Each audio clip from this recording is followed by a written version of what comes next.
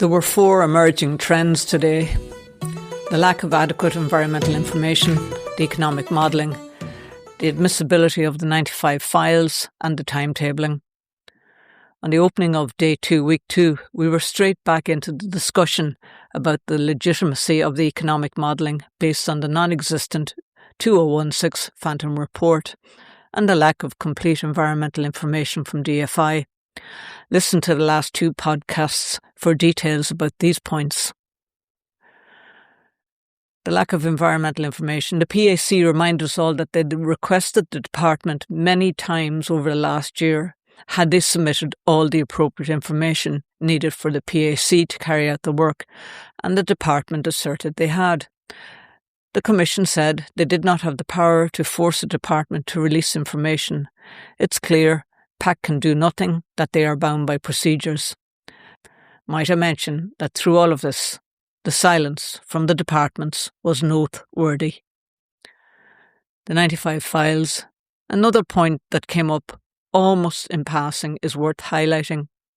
It emerged that an employee of Cleaver Fulton Rankin, Dalradian solicitors, submitted a response to the transboundary consultation, which was considered by DFI as an objection and given to the PAC in the list of objectors, and so were invited to make a further statement of evidence, which Dalradian used to submit new environmental information.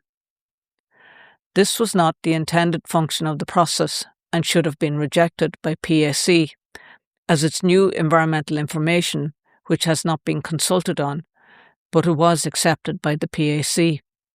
It begs the question, why did PAC accept the objection as being legitimate and not a conflict of interest? Why did DFI allow the submission of the objection in the first place to PAC? Economic modelling.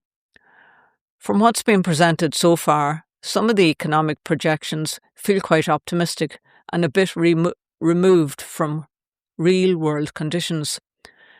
It raises doubt about how much weight can reasonably be placed on those models without clear evidence to back them up. And I certainly believe these figures cannot be trusted as presented by Dalradian right now.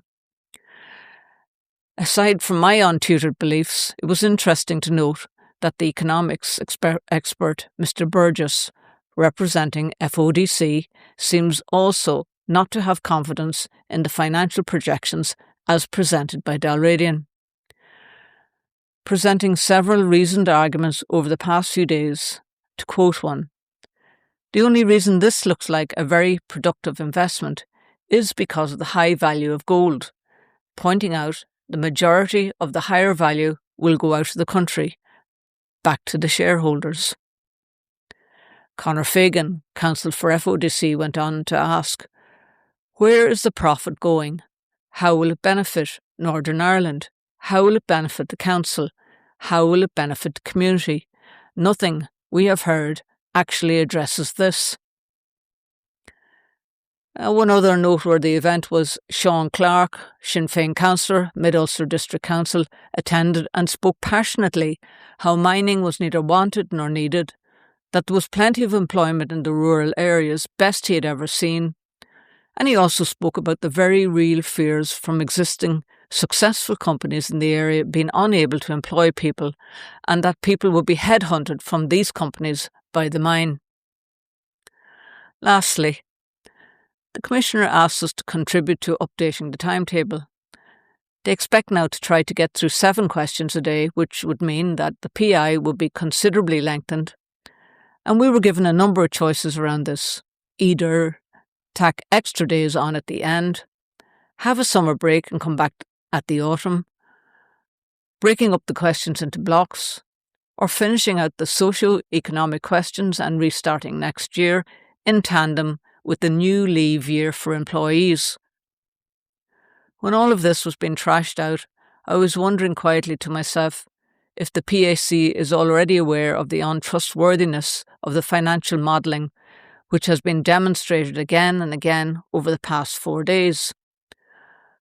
Would that information alone not be enough to refuse the planning permission? It would solve the timetabling dilemma. In a way, I feel sorry for the commissioners. They've been outmanoeuvred, hung out to dry, but still must stick to the process. But the issues that have been raised here about those very processes may well be the sword they fall on. One has to wonder, are they being made scapegoats by the department? This really is an extraordinary situation which ought to be placed at the Minister's door. That's all for now. I'll see you on Thursday.